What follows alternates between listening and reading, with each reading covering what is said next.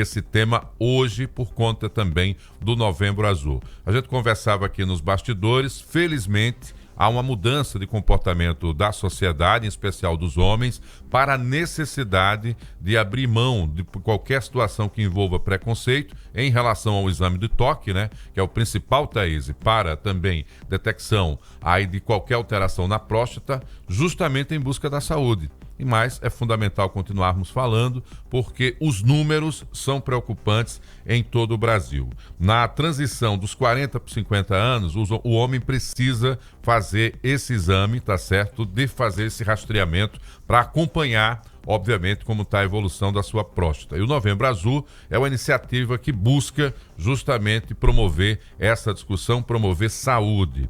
Dados de 2022 do Instituto Nacional do Câncer, o INCA, ele diz que esse tipo de tumor na próstata, foi responsável por 71.730 casos. Isso é muito alto, é muito elevado e, obviamente, destes casos, aqueles que foram descobertos no início, a propensão para a cura foi muito maior. Doutor Marcos, fiz essa abertura, né? Essa introdução necessária, obviamente, para que evite os risinhos, as brincadeirinhas, as piadinhas e que a gente possa falar de forma séria, clara e franca com quem nos acompanha. Thaís estava falando antes do intervalo que a gente não previne o câncer de próstata, mas a gente tem a possibilidade de fazer a sua detecção no início e aí sim provocar a cura. É isso? Muito bom dia. Bom dia, doutor Marcos. Bom dia a todos os ouvintes da Rádio Mix.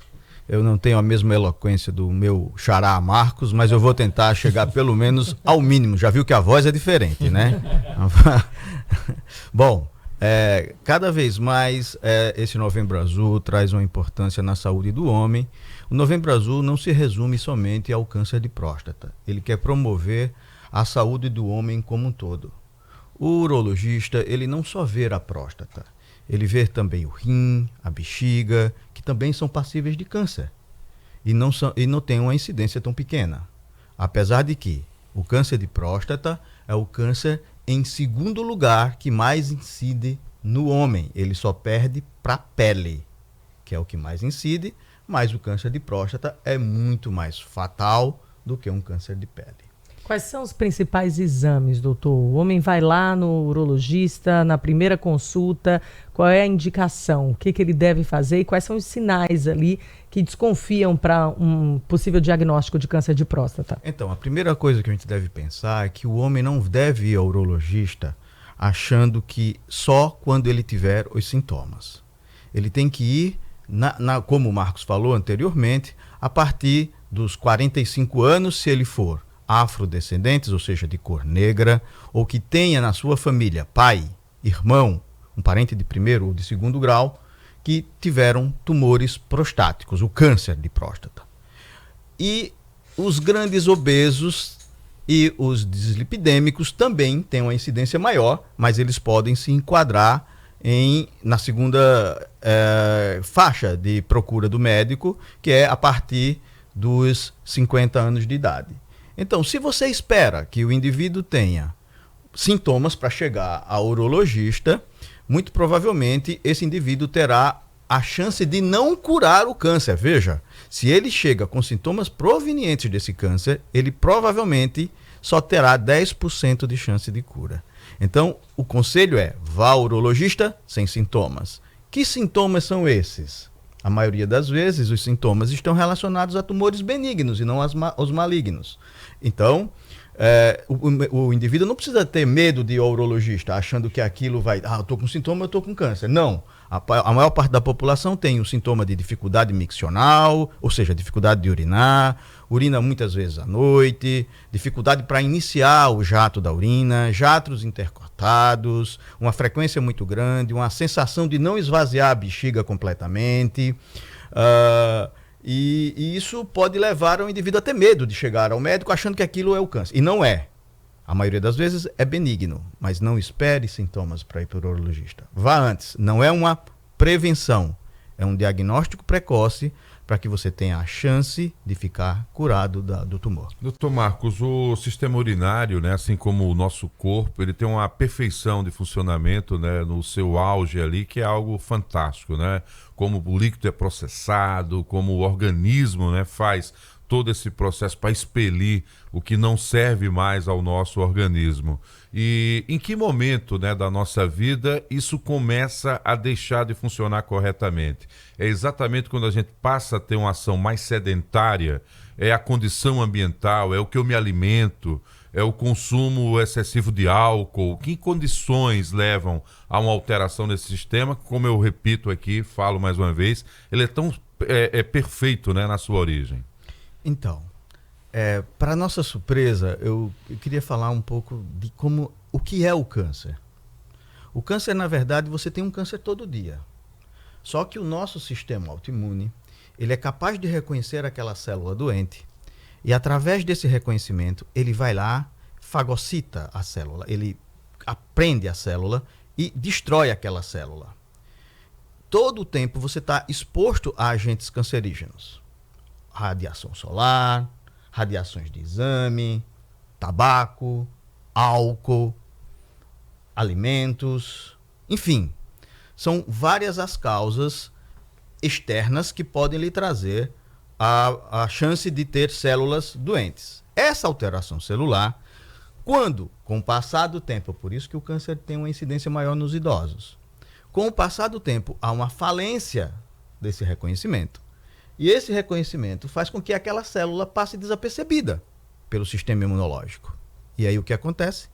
Uma proliferação de células enlouquecidas que não morrem.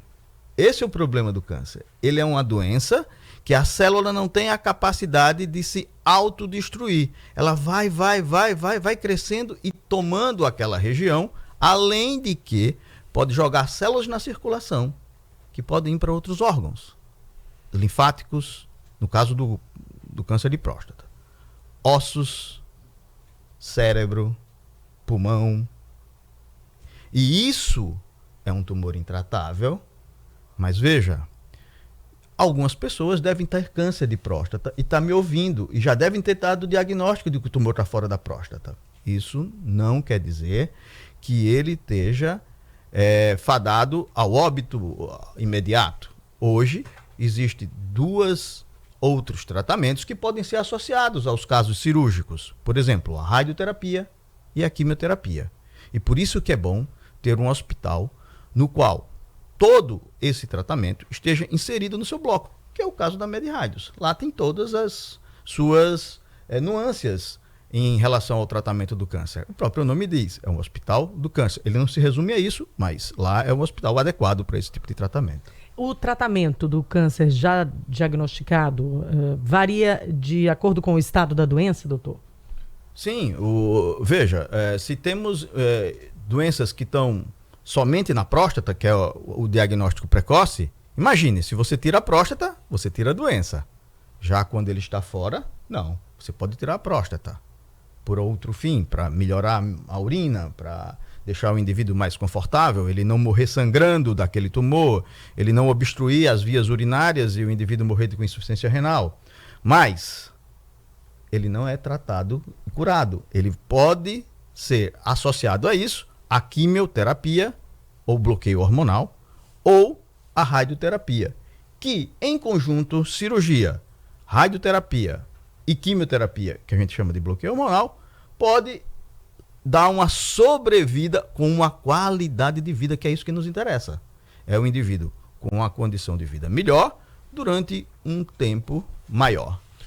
Toda a próstata, ela vai aumentar de tamanho, e todo aumento de tamanho é a presença de uma doença? Toda a próstata, ela está tendente a aumentar. Nós não sabemos quem aumenta e quem não aumenta. A população masculina, em geral, tem o aumento com o passar da idade. Tanto é que o fator de risco da doença do câncer de próstata é a idade. Quanto mais velho, maior a chance. Existe um estudo que pegaram pessoas que morreram de outras causas, acidentes, enfim, e tiraram a próstata desses indivíduos. Pasmem, indivíduos que tinham acima de 70 anos quase 70% tinha câncer de próstata, mas são cânceres indolentes, eles estão lá, eles não mataram. O doente morreu com o câncer, mas não morreu do câncer, tá? E é isso que precisa entender. É uma doença prevalente e a gente não sabe quem vai evoluir melhor ou pior. Por que o exame de toque ele é mais eficaz que o exame de sangue? Isso é uma verdade que não é verdade. É um mito em verdade. O exame do toque, ele serve junto do exame de sangue. O exame do sangue, ele auxilia o toque. Existem PSAs, que é o exame de sangue, alterados com toques normais e o paciente com tumor.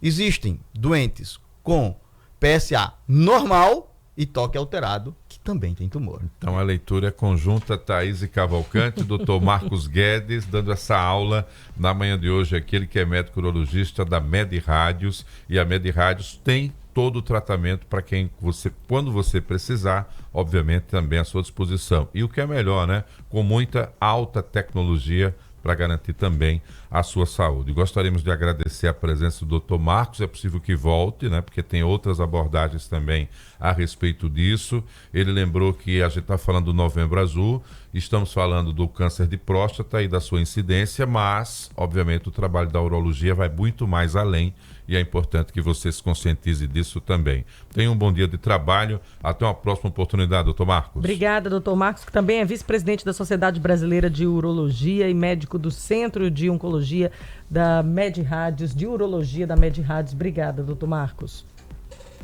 Agora, às 7h41, a gente vai para um rápido intervalo. Tem recadinho, Marcos? Pois é, recado para você que ama o seu pet e quer levar saúde.